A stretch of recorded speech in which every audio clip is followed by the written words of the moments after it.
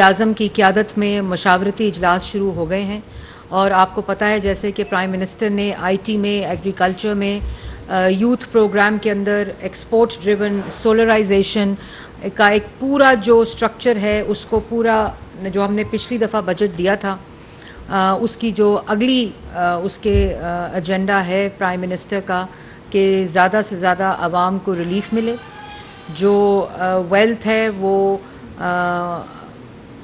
अमीर तबकों से गरीबों की तरफ ट्रांसफ़र हो, चीज़ों की महंगाई का जो इस वक्त सिलसिला है और जिन चीज़ों की महंगाई में कमी आ रही है, कीमतों में कमी आ रही है, उसका रिलीफ जो है वो डायरेक्ट आवाम तक पहुँचे, जिसमें ऑयल प्राइसेस हैं, जिसमें कुकिंग ऑयल है, जिसमें आटा है, जिसमें गंदम है।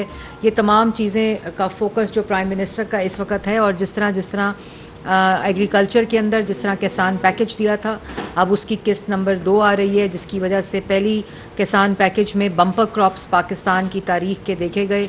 और उसके बाद जो एक्सपोर्ट्स हैं, आईटी है सेक्टर, एनर्जी और पावर का सेक्टर है, सोलराइजेशन का सेक्टर है, यूथ के लिए, नौजवानों के लिए एक बहुत बड़ा प्रोग्राम मुतारिफ़ किया जा रहा है इस बजट के अंदर, जिसकी तमाम जो मुशावरत है और रिकमेंडेशंस हैं और उसकी जो फाइनल रिकमेंडेशंस हैं वो प्राइम मिनिस्टर उसकी चेयरिंग जो मीटिंग्स हैं उसको चेयर करने का सिलसिला शुरू हो गया है। अभी आपने देखा होगा कि पिछले एक साल में जो इस कोalition गवर्नमेंट का तामीरी और जो मईशत का 4 साल जनाजा निकाला गया, उसको मस्बत अशारिये में तब्दील करना, वो जो सिमत है मईशत के इस्तेहकाम की वो सही करना। लेकिन ये बात मैं आज पाकिस्तान की आवाम से करना चाहती हूँ, जो लोग इस वक्त मुझे टेलीविज़न पर देख रहे हैं, कि किसी मुल्क में माशी इस्तेहकाम आ ही नहीं सकता जिसमें सियासी इस्तेहकाम ना हो। मईशत का इस्तेहकाम डायरेक्टली पॉलिटिकल स्टेबिलिटी के साथ जुड़ा है।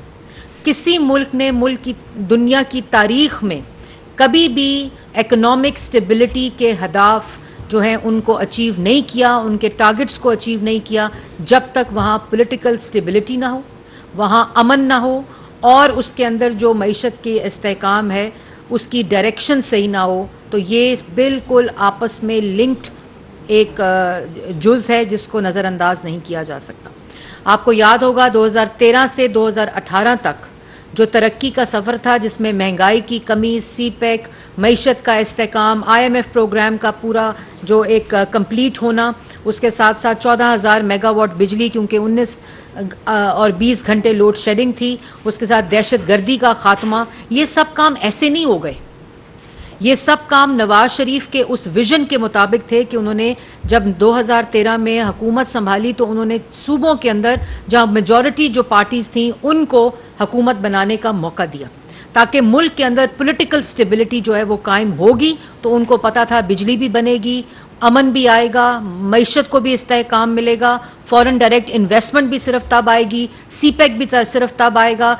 और वो तमाम टारगेट्स पूरे करने के लिए उन्होंने अपनी ज़ात के ऊपर होकर, क्योंकि ये जो माइंड सेट है वो 2013 में, 14 में, 15 में इसी तरह गालियां देता था, इसी तरह डी चौक के ऊपर कब्रें खोदता था, इसी तरह सुप्रीम कोर्ट के बाहर गंदे कपड़े लटकाता था, इसी तरह एक फसाद, इंतशार, नफरत की, पॉलिटिकल इंस्टेबिलिटी की जो एक पूरी माइंड सेट की एक तसलसल है वो जारी था। लेकिन वज़ीर आज़म नवाज शरीफ ने पॉलिटिकल इंस्टेबिलिटी को इंश्योर करने के लिए तमाम सियासी कुव्वतों को और जमातों को इकट्ठा किया अपनी ज़ात से ऊपर जाकर।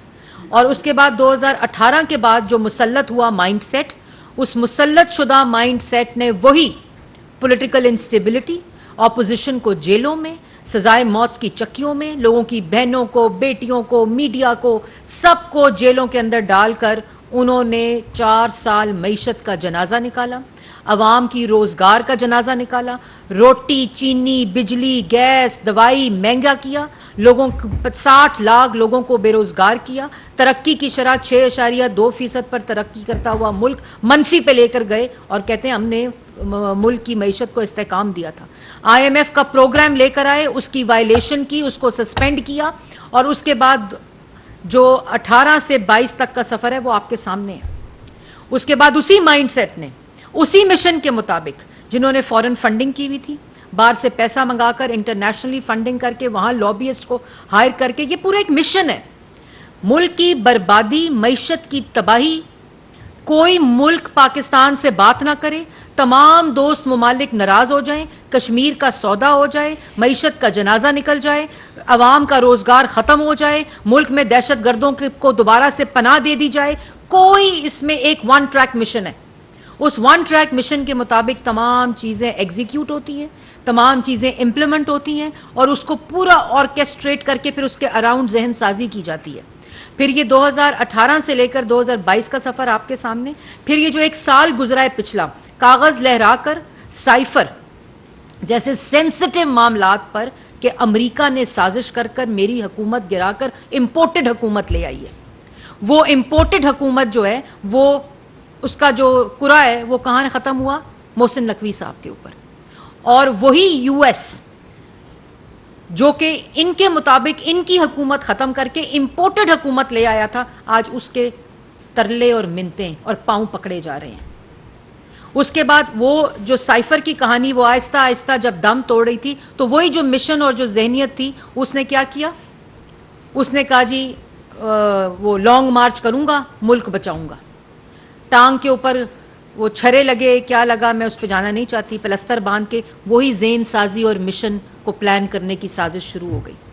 उसके बाद IMF प्रोग्राम, जब जब स्टाफ लेवल एग्रीमेंट करीब आता था, ये शख्स फसाद, दंगा, गुंडागर्दी, मुल्क जलाओ, घेराओ, मारो, फेंको, ये इसकी माइंडसेट शुरू हो जाता था। IMF अपना प्रोग्राम था, ये दस्तखत करके ले आए थे, इन्होंने वायलेट किया, इन्होंने क्रेडिबिलिटी एट स्टेक लाई। और उसके बाद जब वो करीब आता था, खैबर पख्तूनख्वा का वजीर ख़जाना लेटर लिख रहा है, पंजाब का वजीर ख़जाना लेटर लिख रहा है कि IMF प्रोग्राम मत करना इनके साथ। उसके बाद वो दम तोड़ना चीज़ शुरू हो गई।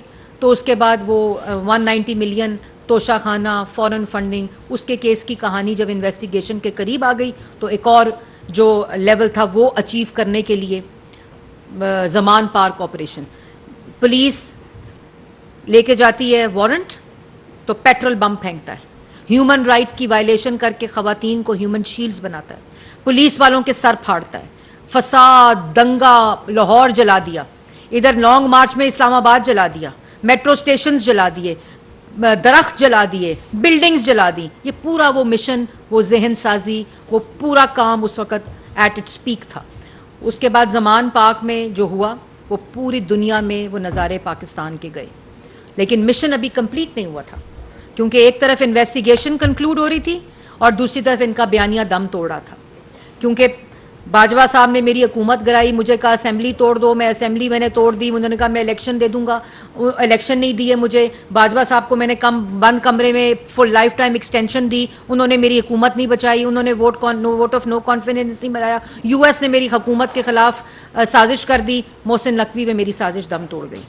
फिर जी आ गया ज़मान पार्क में, जब अच्छी तरह मुल्क की जागसाई हो गई, ह्यूमन राइट्स, विमेन राइट्स, उसके ऊपर सारे जब कारनामे फेल हो गए, क्योंकि अवाम को और फॉरेन मीडिया को एक वक्त आता है कि जब ये बात करनी शुरू करते हैं तो फॉरेन मीडिया कहता है कि यार ये ह्यूमन राइट्स की वायलेशन हो गई है। लेकिन जब वो इनको इमेजेस मिलते हैं, जब वो फुटेजेस मिलते हैं कि ये अपनी एम्बुलेंसेस जला रहा है, अपना ही स्कूल जला रहा है, अपने ही अस्पताल जला रहा है, ये मुल्क के जो सेंसिटिव इंस्टॉलेशंस हैं, जो तनसीबात हैं, उनको अटैक कर रहा है, एक माइंड सेट है, क्योंकि एक मिशन है, एक टारगेट है, वो इसने पूरा करना है।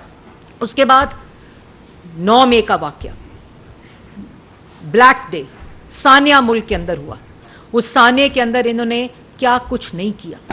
इन्होंने बिल्डिंग्स जलाई, रेडियो पाकिस्तान जलाया, इन्होंने सेंसिटिव इंस्टॉलेशन के ऊपर अटैक किया, एम्बुलेंस जलाई, स्कूल जलाए, हस्पताल जलाए। ये सियासत है? अगर इस मुल्क में मईशत को इस्तेहकाम नहीं आ रहा तो उसका जिम्मेदार ये माइंड सेट और ये मिशन है जो मुल्क के खिलाफ चल रहा है।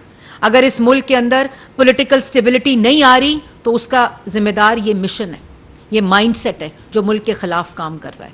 अगर इस मुल्क के अंदर कारोबार एट स्टेक है, इस मुल्क के अंदर जो इस वक्त ह्यूमन राइट्स की वायलेशन है, जो इस मुल्क के अंदर हमने कहा था कि अटैक करो सेंसिटिव तनसीबात के ऊपर, हमने कहा था कि वो ऑर्केस्ट्रेट करो पूरा प्लान, और शोधा की जो एम्बलम्स हैं, जो निशानियां हैं, जो उनकी यादगारें हैं, उनकी बेहुरमती करो, उनके ऊपर पत्थर मारो। हमने ये तुम्हें मशवरे दिए थे। ये जहन, ये वो मिशन है जिसकी तरफ ये एक पूरी प्लानिंग के तहत, एक जहन साजी के तहत चलता है, क्योंकि ये चाहता है कि इस मुल्क में महंगाई भी खत्म ना हो, इस मुल्क में इकोनॉमिक स्टेबिलिटी भी ना हो, इस मुल्क के अंदर दहशतगर्दी भी खत्म ना हो, जिसमें ये कंट्रीब्यूट करके गया, उस दहशतगर्दी की दोबारा जो लहर आई है, वो इस मुल्क के नौजवान को रोजगार भी ना मिले। ये वो फॉरेन फंडिंग का जो मिशन इसको दिया गया था, जो टारगेट इसको दिया गया था, जो 4 साल अनफिनिश्ड टास्क करा है।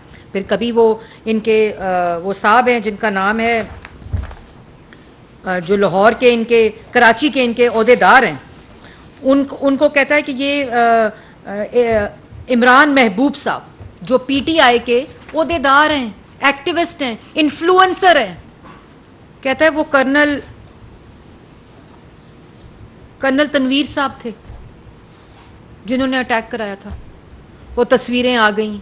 फिर कहता है इतना ये जो एक जहन है, ये इतना एक एक्सट्रीम लेवल पे जाता है कि जेलों में जो खवातीन हैं उनके रेप हो गए हैं, जेलों में जो खवातीन हैं उनके ह्यूमन राइट्स वायलेशंस हो गई हैं। वो बाहर आके कह रही हैं जी हमारे साथ कोई किसी किस्म का बुरा सलूक नहीं हुआ। वो जिनके ऊपर जो कह रहा है कि उनके रेप्स हुए, वो बाहर आके बेचारी खवातीन वजाहतें दे रही हैं कि हमारे साथ कुछ नहीं हुआ। ये वो ज़हनियत है। फिर बाहर बैठकर मीडिया के सामने बाहर बैठकर कहता है जी मुल्क में ह्यूमन राइट्स वायलेशन हो गई है, अब अगला लेवल अचीव करना है ना, टारगेट अपना, क्योंकि मिशन इम्पॉसिबल जो है वो पॉसिबल तो करना है। वो जब हर किस्त उसकी फेल हो जाती है, जब हर उसका कारनामा फेल हो जाता है, जब हर उसकी साजिश फेल हो जाती है, जब मुल्क गद्दारी और मुल्क दुश्मनी की हंडिया बीच चौराहे फूटती है, तो उसके बाद क्या कह रहा है उनको कि आप मिलिट्री एड बंद कर दें, पाकिस्तान के ऊपर सैंक्शन कर दें। ये तो पाकिस्तान के दुश्मन को बात करनी चाहिए।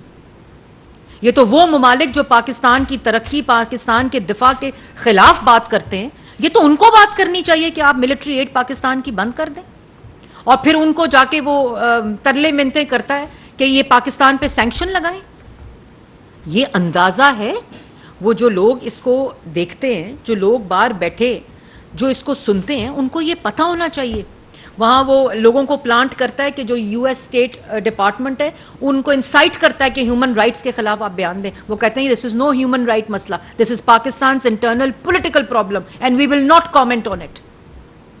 वहां रोज तमाशे लगा देता है। और अब जो अचीव कर रहा है टारगेट, ये मुल्क दुश्मन लोग करते हैं, जिनको पाकिस्तान के माशी, पाकिस्तान के दिफाई और पाकिस्तान के कौमी मफाद के साथ कोई सरोकार नहीं है। ये वो गुफ्तगू करते हैं, ये वो इंसाइट करते हैं चीज, ये वो साजिशें करते हैं।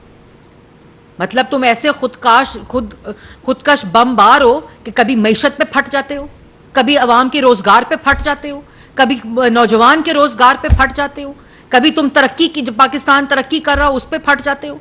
तुम चाहते क्या, मुल्क की सलामती पे फट जाते हो तुम। और ये सब कुछ, ये ऐसे नहीं हुआ 9 में, ये 9 में और ये साइफर ऐसे नहीं लहराया गया था। ये वो पूरा मिशन है जो फेल होता है, ये अगली किस्त, उसकी अगला मरला उसका तय करने के लिए एक नया शोशा छोड़ देता है। और ये भी मैं बता दूं कि ये हर आदमी को हर वक्त कोई भी बहरूपिया, कोई भी फ्रॉडिया, कोई भी साजिश, कोई भी प्रोपेगेंडा हर वक्त बेवकूफ नहीं बना सकता। कोई भेड़ बकरियां नहीं होता, लोग अकल रखते हैं। और बात सिर्फ क्या है, क्यों ये सारा कुछ हो रहा है? तुमने अदालत नहीं जाना, तुमने 190 मिलियन पाउंड का जवाब नहीं देना, तुमने अपने लगे इल्जामों का जवाब नहीं देना, तुम और ये खाली करप्शन का मामला भी नहीं है, ये बात उससे आगे जा चुकी है। करप्शन तो उन्होंने एज अ बाय प्रोडक्ट की, क्योंकि इनको मुसल्लत कर दिया गया, कौमी खजाने पे बैठा दिया गया, तो उन्होंने कहा चलो दाव लगता है तो साथ ये काम भी कर लें, जेबें भी भर लें। जो कर्जे लेने थे, जो पैसे मेट्रो पे लगने थे, अस्पतालों पे लगने थे, स्कूलों पे लगने थे, वो इन्होंने अपनी जेबों में डाल लिए। तोशा खाना को लूटा, कौमी खजाने को लूटा, कैबिनेट के अंदर लूटा, मतलब कोई काम ऐसा नहीं, वो तो बाय प्रोडक्ट। अब मैं इस बात को बिल्कुल, पाकिस्तान की अवाम ये चीज़ समझ चुकी है कि वो बाय प्रोडक्ट था मुसल्लत होने का, कौमी खजाने पे रहने का। लेकिन जो मिशन है वो पाकिस्तान की, ये जो प्लानर्स हैं ना, जो पैसा देते हैं, जिनके पैसे से बाहर लॉबियस्ट खरीदे जाते हैं मुल्क के खिलाफ, जिस फॉरेन फंडिंग के खिलाफ बाहर सोशल मीडिया के नेटवर्क्स बनाए जाते हैं, बाहर पूरा नेटवर्क बनाया जाता है जो आज वहां ब्रीफिंगें दे रहा है कि अगर मुल्क के अंदर कोई ह्यूमन राइट्स वायलेशन हो रही है, अगर इसकी पार्टी को, पीटीआई को बैन करने की बात हो रही है, उसका जिम्मेदार इमरान खान है। ये फैसला उनको करना पड़ेगा कि ये अगर बिखर रही है पार्टी, क्योंकि इस अजाइम का और इस मिशन का उन लोगों को पता चल रहा है कि ये कर क्या रहा है, मुल्क के खिलाफ गुफ्तगू। और ये जो मिलिट्री एड की, सैंक्शंस की मैं बात कर रही हूं, ये वहां जाके इसके जो ओहदेदार हैं, पीटीआई के अपने इंटरनेशनल चैप्टर्स के जो ओहदेदार हैं, वो जाके लोगों को रेजोल्यूशनें साइन करवा रहे हैं कि पाकिस्तान की मिलिट्री एड को बंद किया जाए। मतलब 9 माह तुमने किया मिलिट्री के ऊपर हमला करके, अफवाज पाकिस्तान और सेंसिटिव तनसीबात के ऊपर हमला करके, शोधा की यादगारों के ऊपर हमला करके, एक वो 9 में था, और अब उसकी दूसरी किस्त जो है तुमने शुरू कर दी है कि तुम अब मुल्क को ये नुकसान पहुंचाओ। ये मुल्क दुश्मन लोग करते हैं, ये कोई सियासत नहीं है, ये मुल्क दुश्मनी है, ये मुल्क के साथ गद्दारी है। और ये साजिश, ये मिशन हर दफा इसका नाकाम होता है क्योंकि ये बेनकाब होता है। ये हर दफा जो साजिश करता है, ये उसके आगे ये बेनकाब होता है, क्योंकि ये पूरा तसलसल के साथ झूठ गढ़ा जाता है, फिर उसकी जहन साजी की जाती है, फिर उसके अंदर टूल्स इस्तेमाल होते हैं, फिर उसके अंदर फंडिंग होती है, फिर अपने अपने जितने वहाँ अहलकार होते हैं इस साजिश को, जो फैसिलिटेटर्स होते हैं, इसके सहूलतकार होते हैं, उनको अपने मिशंस पे लगा दिया जाता है। जैसे 9 मई को बताया, जो जो बिल्डिंग्स हैं उन पर पहुंचो, जो दिखाई उस पर पहुंचो, फलानी GHQ पे वो लोग जाएंगे हमला करने, अपनी पोजीशंस ले लो। ये क्या है? ये सियासत है? ये कोई मुहिब्बुल वतन कर सकता है? और तुम समझते हो कि तुम बाहर बैठ के 2 झंडे रख के फॉरेन मीडिया पे गुफ्तगू करके तुम ये समझते हो पागल बना दिए मैंने? तुम पागल हो। तुम्हारी साजिश बेनकाब हो चुकी है, तुम्हारा चेहरा बेनकाब हो चुका है, तुम्हारी मुल्क दुश्मनी और मुल्क के साथ गद्दारी बेनकाब हो चुकी है। और आज ये जो बैठ के बातें करते हैं ना कि जी ये इकोनॉमिक स्टेबिलिटी लाई जाए, इकोनॉमिक स्टेबिलिटी मुल्क के अंदर हो, 1 साल में इरोड हो गई है, ये उनको भी पता है, ये उन सब लोगों को पता है कि ये इकोनॉमिक स्टेबिलिटी मुल्क में तब आएगी आप सोने का बजट दे दें, आप बेहतरीन बजट दे दें।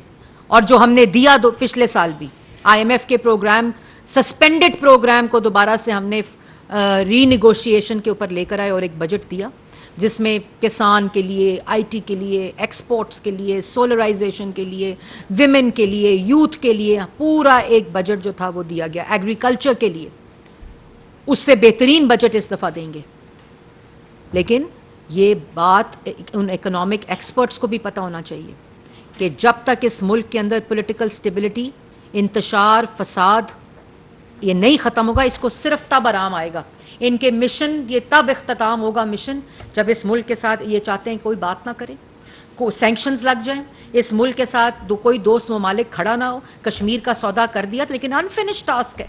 ये चाहता है कि कोई मुल्क पाकिस्तान का साथ ना दे कश्मीर के कॉज के ऊपर। कोई जो इंटरनेशनल डिप्लोमेसी है उसमें पाकिस्तान का साथ कोई दोस्त ममालिक ना दे। ये सब उसका तमाशा है और इस सब का जिम्मेदार वो माइंडसेट है, वो मिशन है जो मुल्क के खिलाफ काम कर रहा है। कभी लोगों को इस्तेमाल करता है, कभी नौजवानों को इस्तेमाल करता है, उनकी जहन साजी करता है, मतलब लोगों को, लोगों के बच्चों को यूज करता है। विमेन और चिल्ड, कौन सा सियासी लीडर होगा मुल्क की तारीख या दुनिया की तारीख में कि बाहर ह्यूमन शील्ड्स की तरह इस्तेमाल करे बच्चों को और ख़वातीन को, और सिर्फ इसलिए इस्तेमाल करे कि उनके ऊपर कोई ऐसी चीज़ हो जाए जो रिस्ट्रेंड हुकूमत रिस्पॉन्सिबल शो करती है। कहते हैं जी 9 मई को क्यों नहीं फोर्स इस्तेमाल की गई, क्यों नहीं रोका गया? ये चाहता था सड़कों पर लाशें और खून गिरे। आज जो ह्यूमन राइट्स का वावेला कर रहा है ना, जो दुनिया इसको मुस्तरद कर रही है, सिर्फ PTI के ऑफिशियल इंटरनेशनल अकाउंट्स के ऊपर शोर मचा हुआ है। वो इसलिए दुनिया और ममालिक इसको कर रहे हैं क्योंकि वो इसकी असलियत जान चुके हैं। मैं बड़ा पुरअमन हूँ, मेरी सारी सियासत जो है वो बड़ी अमन बेस्ड है। तुम कब्रें खोदना कैपिटल के अंदर, OIG, ओ जेबा जज, जुडिशल कॉम्प्लेक्स पर कोई इमारत ऐसी नहीं जिस पे हमला ना हो गया हो। एंड में वो सेंसिटिव इंस्टॉलेशन थी उसको अटैक कर दिया। मतलब कौन सा सियासतदान मुहिब्बुल वतन शोहदा की यादगारों के ऊपर पत्थर मरवाता है? कौन करता है? फिर कहते हैं इस बंदे से मुज़ाकरात करो। शोहदा की यादगारों के ऊपर, उनकी तस्वीरों के ऊपर कौन पत्थर मरवाता है, मुझे बताएं। फिर पूछते हैं कि जी पॉलिटिकल स्टेबिलिटी, इसमें इकोनॉमिक स्टेबिलिटी आनी चाहिए। बिल्कुल आई थी, नवाज शरीफ के विजन पर आई थी, जब मुल्क के अंदर पॉलिटिकल स्टेबिलिटी उस एक शख्स की वजह से जिसने अपनी जात के ऊपर अपने, ये तो गालियां दे रहा था डी चौक पे खड़े होके नवाज शरीफ साहब को। उसने कहा नहीं, ये देता रहे गालियां, मैं बिजली बनाऊंगा, मैं सड़कें बनाऊंगा, मैं पब्लिक ट्रांसपोर्ट बनाऊंगा, मैं दहशतगर्दी खत्म करूंगा, मैं नौजवान को रोजगार दूंगा, मैं नौजवान को कारोबार दूंगा, मैं महंगाई खत्म करूंगा, मेरा मिशन ये है। इसका मिशन, ये जो जलाओ गिराओ नफरत, ये खुद एक्सपोज होगा, इसको अल्लाह ताला के हवाले करता हूं। मुल्क को तरक्की देकर गया, उस तरक्की को इन्होंने, उसका जनाजा निकाला इस पार्टी ने,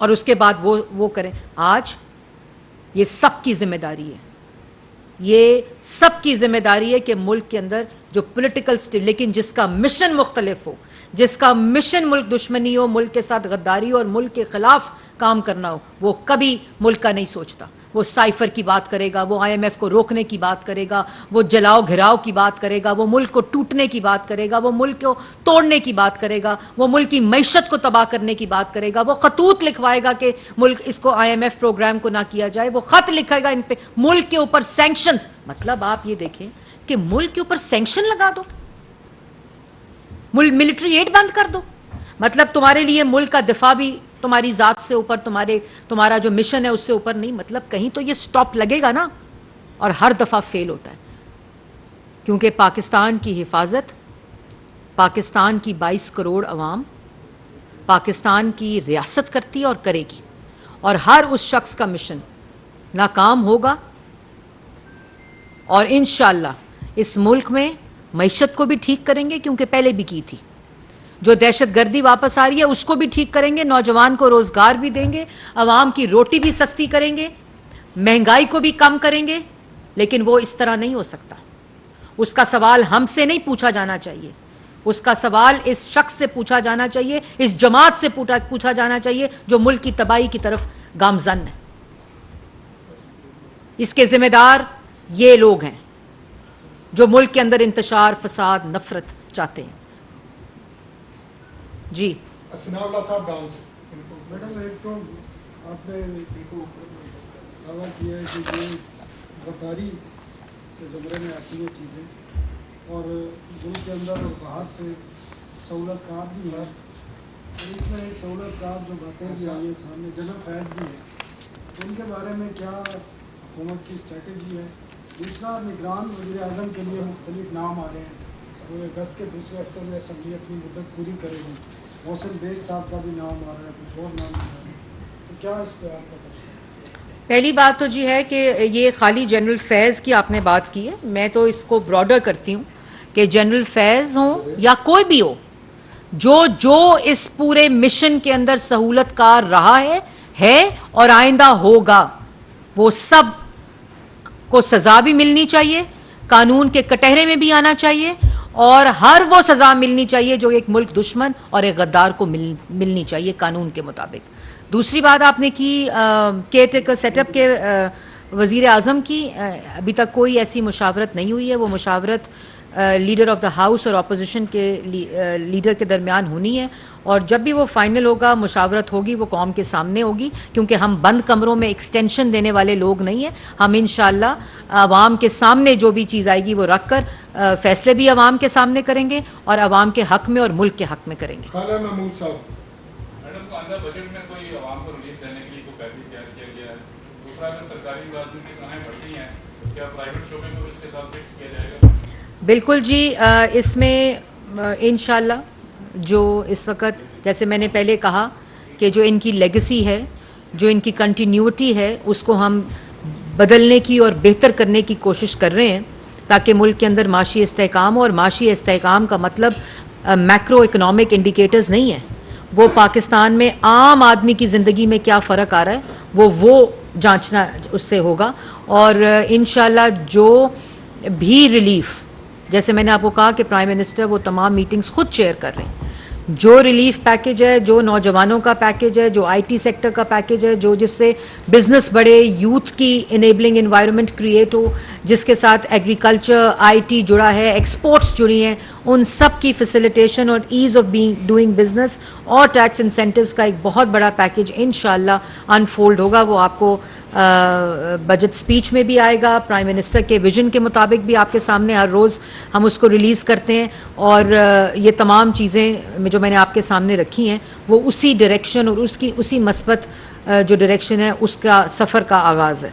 हम ये लग रहा है आपने बात की कि माशी इस्तेमाल जो है वो सियासी इस्तेमाल से मुंसलिक है, लेकिन जब आप एक पॉपुलर लीडर को माइनस कर दें और उसमें भी आप सिलेक्टेड होकर चलें, जो साजिश का सो कॉल्ड जो साजिश हुई या 9 मई के वाक़यात हुए, उसमें भी अगर सिलेक्टेड होकर एक शख्स को बैन कर दें तो क्या उससे मुल्क में सियासी इस्तेकाम आ जाएगा?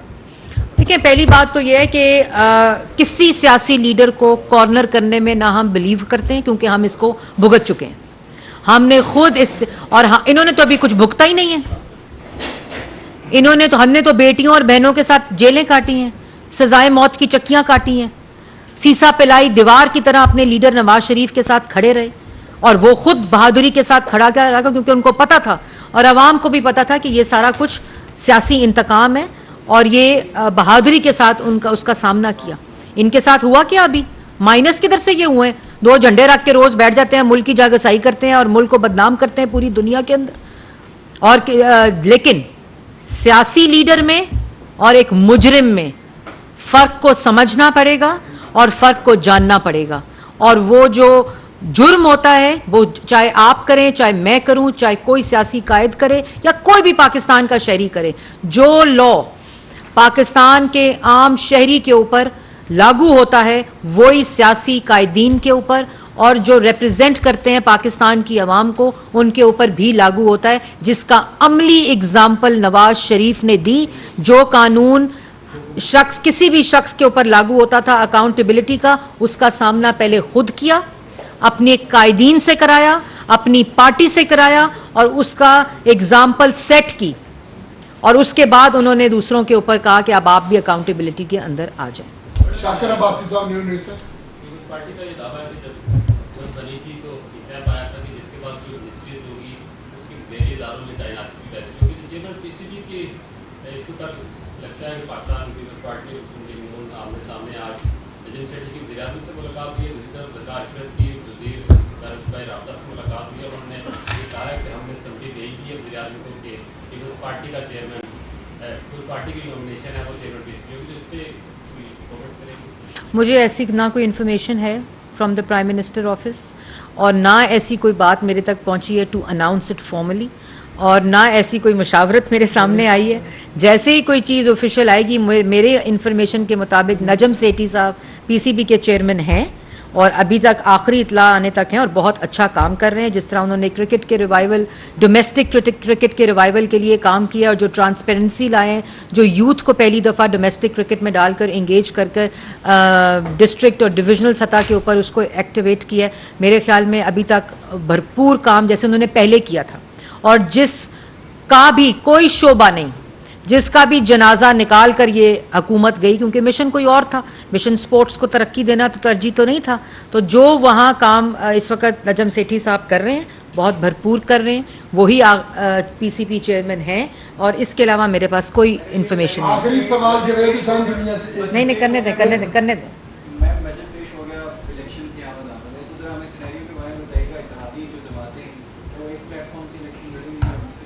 देखिए, ये तो पीडीएम और इत्तेहादी जमातें इसके ऊपर मुशावरत करेंगी, और जैसे जैसे वक्त करीब आएगा इंशाल्लाह अगस्त में, जुलाई में ये मुशावरत शुरू हो जाएगी, लेकिन इसका फ़ैसला पीडीएम की क़यादत करेगी और जो कोalition गवर्नमेंट की क़यादत है वो ये फ़ैसला करेगी।